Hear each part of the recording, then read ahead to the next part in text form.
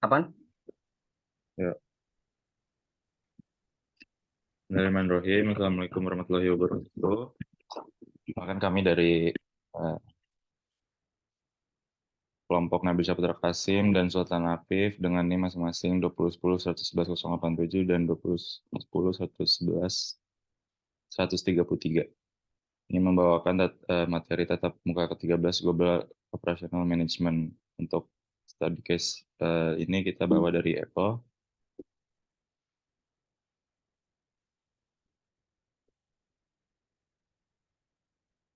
Jadi pertama-tama sejarah Apple, yaitu brand gadget yang terkenal di seluruh dunia. Pengguna aktif brand ini, khususnya pengguna iPhone, tercatat sudah mencapai 1,65 miliar unit di seluruh dunia hingga Januari 2021. Apple sendiri merupakan global brand gadget yang dikenalkan berbagai macam produknya, revolusioner, elegan, dan memiliki kualitas yang tinggi, sehingga banyak orang, terutama penggemar dari brand ini, selalu menunggu produk terbaru mereka. Hal ini dikarenakan brand ini menggunakan strategi pemasaran yang berfokus pada pengembangan nilai keunikan produk mereka. Dibandingkan harga, dikarenakan mereka menerapkan thinking different pada produk-produknya. Think Different sendiri merupakan iklan kampanye brand Apple yang dimulai pada tahun 1997 dan berakhir pada tahun 2002. Kampanye ini memiliki efek positif yang terbukti pada April 1998, 7 bulan setelah launching Think Different. Apple melaporkan mengalami kenaikan penjualan sebesar 2 miliar US dollar. Mereka sangat yakin dan dengan hasil tersebut bahwa pelanggan dan calon pembeli produk Apple masih ada dan tidak kemana-mana. Think Different sendiri merupakan iklan kampanye brand Apple yang dimulai pada tahun 1997 dan berakhir pada tahun 2002. Kampanye ini memiliki efek positif yang terbukti pada April 1998, 7 bulan setelah launching Think Different.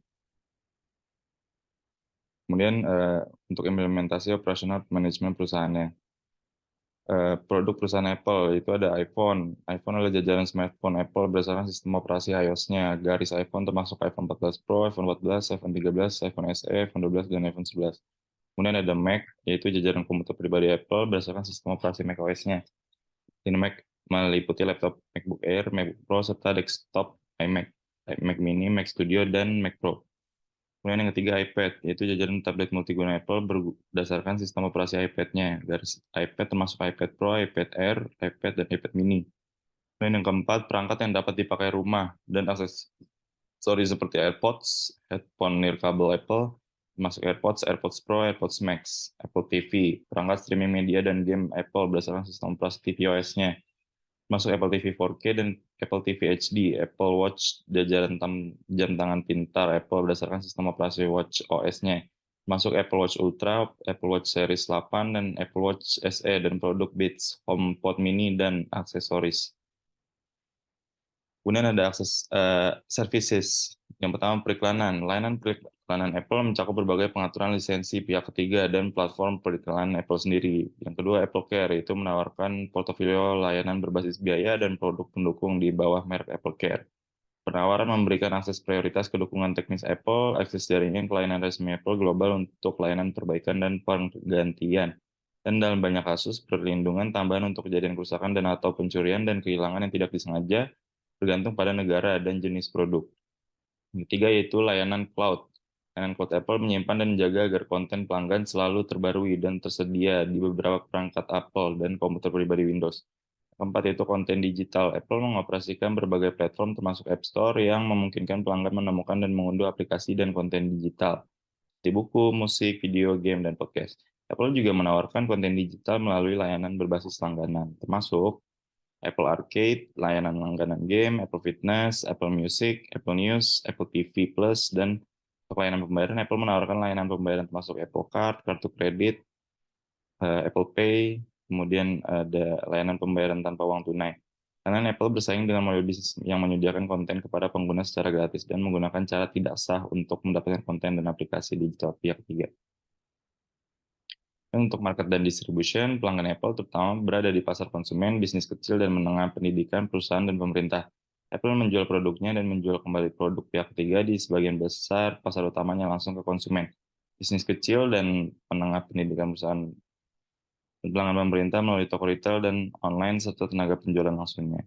Apple juga menggunakan berbagai saluran distribusi tidak langsung seperti operator jaringan seluler pihak ketiga, grosir pengecer, dan pengecer. Pada tahun 2022, penjualan bersih Apple melalui saluran distribusi langsung dan tidak langsung menyumbang 38% dan 62% dari total penjualan bersih. Kemudian untuk supply chain, salah satu aspek kunci dari supply chain perusahaan Apple adalah penggunaan banyak pemasok untuk komponen yang sama. Tinjauan tentang aspek strategi dan rantai pasokan Apple ini untuk memeriksa peran yang dapat dimainkan Dewan dan Direktur dalam meningkatkan manajemen dalam rantai pasokan dan kinerja organisasi. Apple memiliki jaringan pemasok pihak ketiga yang luas dalam rantai pasokannya. Menurut penelitian terbaru, Apple memiliki 785 pemasok di 31 negara di seluruh dunia, 349 diantaranya berbasis di Cina. Apple juga telah mendiversifikasi rantai pasokannya untuk memasukkan mitra manufaktur baru di Cina dan Taiwan. Itu juga telah mendapatkan beberapa pemasok untuk komponen utama yang berkaitan dengan produk baru seperti Apple Watch. Strategi Apple dalam menggunakan banyak pemasok untuk komponen yang sama memberikan keunggulan utama dibandingkan para pesaingnya. Hal ini dapat dimungkinkan untuk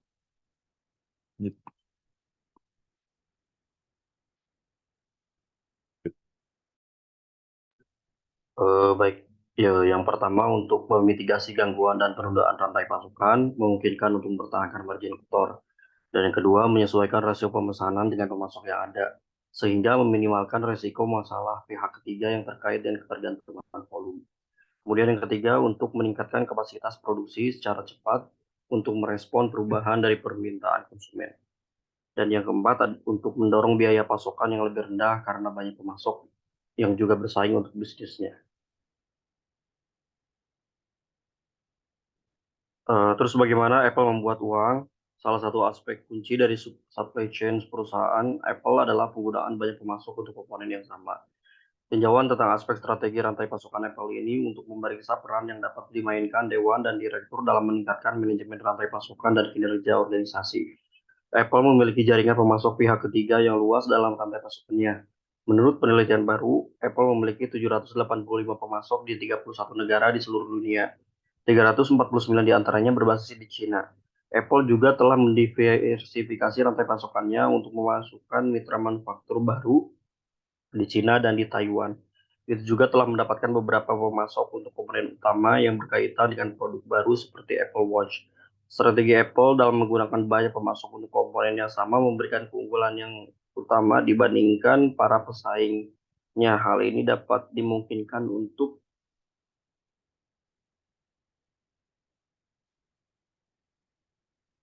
Nah, yang selanjutnya ada perencanaan agregat atau agregat planning. Apple memiliki beberapa saluran penjualan paling beragam di dunia, menghargai produk dan layanan kepada konsumen, perusahaan, serta pelanggan pendidikan dan pemerintah di lebih dari 80 negara. Sebagai bagian dari tim ini, Anda akan berdiri bersama grup penjualan dan mitra kami untuk mengembangkan strategi, perencanaan, pelaksanaan, dan keunggulan operasional yang diperlukan untuk memastikan bahwa kami memanfaatkan setiap interaksi pelanggan.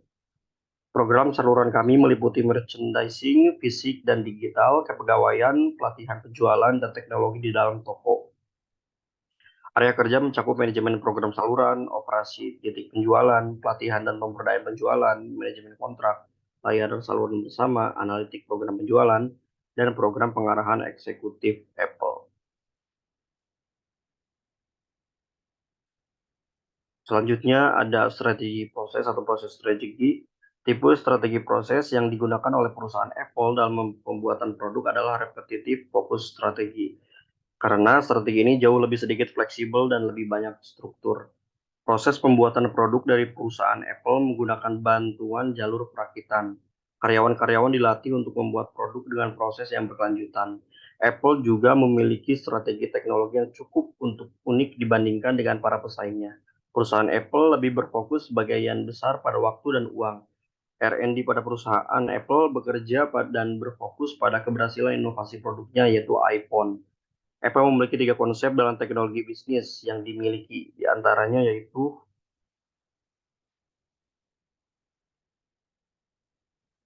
yang pertama yaitu model bisnis yang elegan dipadukan dengan teknologi yang biasa, dapat mengalahkan teknologi yang elegan tetapi menggunakan model bisnis yang biasa-biasa saja. Yang kedua, desain adalah sebuah kebutuhan, bukan keinginan. Dan yang ketiga, perangkat lunak yang sudah dirancang untuk suatu platform akan gagal di platform lain. Nah, biasanya perusahaan Apple menunjukkan kedua strategi tersebut dengan hasil penjualan yang cukup memecahkan rekor. Kemudian, strategi bisnis pada perusahaan Apple dapat diklasifikasikan sebagai diferensiasi produk. Secara khusus, perusahaan ini membedakan produk dan layanannya berdasarkan desain yang cukup sederhana, namun menarik dan canggih. Berikut beberapa strategi bisnis perusahaan Apple. A. Fokus pada desain dan fungsionalitas produk. Menurut strategi bisnisnya, Apple telah mengadaptasi fitur dan kemampuan lanjutan dari produk dan layanan sebagai basis keunggulan kompetitifnya.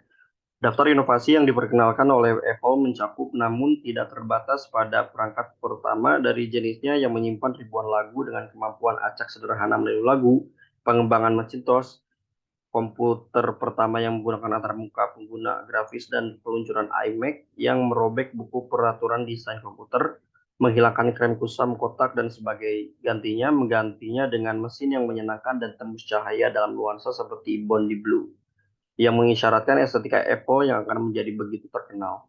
Keunggulan penggerak pertama adalah elemen lain dari keunggulan kompetitif Apple. Faktanya, bahwa keunggulan kompetitif Apple mungkin sulit dipertahankan untuk perspektif jangka panjang. Secara khusus, manajemen mungkin gagal dalam hal memastikan penambahan fitur dan kemampuan inovatif di versi baru dari produknya, sehingga mengorbankan keunggulan kompetitifnya. Yang kedua, meningkatkan pengalaman pelanggan. Berfokus pada pengalaman konsumen adalah salah satu pilar strategis bisnis Apple. Tidak jarang penggemar Apple membuat video tentang diri mereka sendiri saat membuat produk Apple baru mereka dan mengunggah video tersebut di YouTube. Hal ini terjadi karena perusahaan telah berhasil menciptakan customer experience yang melampaui proses pembelian suatu produk. Misalnya, mulai menggunakan produk Apple apapun sangatlah mudah. Pelanggan membuka kotak, menyambungkan ke listrik, menyalakan, dan mulai menggunakan produk. Tidak perlu menginstal atau mengunduh apapun, lebih dari 500 Apple Store di 25 negara dan wilayah, tempat orang dapat mencoba produk dan mengajukan pertanyaan yang membuat secara efektif juga berkontribusi pada pengalaman pelanggan. Yang ketiga yaitu memperkuat ekosistem Apple strategi bisnis. Apple dapat dicirikan sebagai integrasi vertikal sedemikian rupa sehingga perusahaan memiliki keahlian tingkat lanjut dalam perangkat lunak, perangkat keras, dan layanan pada saat yang bersamaan. Integrasi vertikal Apple adalah salah satu faktor utama yang membedakannya dari persaingan. Perusahaan sangat diuntungkan oleh integrasi vertikalnya. Secara khusus, sumber penting keunggulan kompetitif Apple terkait dengan ekosistemnya yang dimungkinkan oleh integrasi tersebut. Perangkat dan perangkat lunak Apple disinkronkan dengan mudah dan bekerja dengan baik satu sama lain. Aplikasi berfungsi di beberapa perangkat Apple secara bersamaan dan tidak ada banyak perbedaan dalam antar muka pengguna. Namun barang yang sama tidak berpasangan dengan produk dari produk lain, sehingga menciptakan semacam ekosistem tertutup. Ekosistem Apple menciptakan biaya peralihan bagi pelanggannya ke kompetisi. Ekosistem juga memberikan peluang untuk meningkatkan hubungan dengan pelanggan yang sudah ada untuk menawarkan produk dan layanan lainnya. Dan yang keempat, mengurangi ketergantungan bisnis pada penjualan iPhone. Strategi bisnis Apple beralih dari mengandalkan penjualan iPhone menjadi mengutamakan bisnis layanan dan divisi lainnya. Pada masa pandemi, perusahaan Apple pintar menggunakan waktu untuk melihat kerugiannya dan mengubahnya menjadi keuntungan. Beberapa perusahaan hanya membentuk bagian teknologi dan melupakan yang lainnya. Itu saja sedikit pemaparan dari kami. Terima kasih atas perhatiannya. Mohon maaf atas segala kesalahan. Wassalamualaikum warahmatullahi wabarakatuh. Waalaikumsalam warahmatullahi wabarakatuh.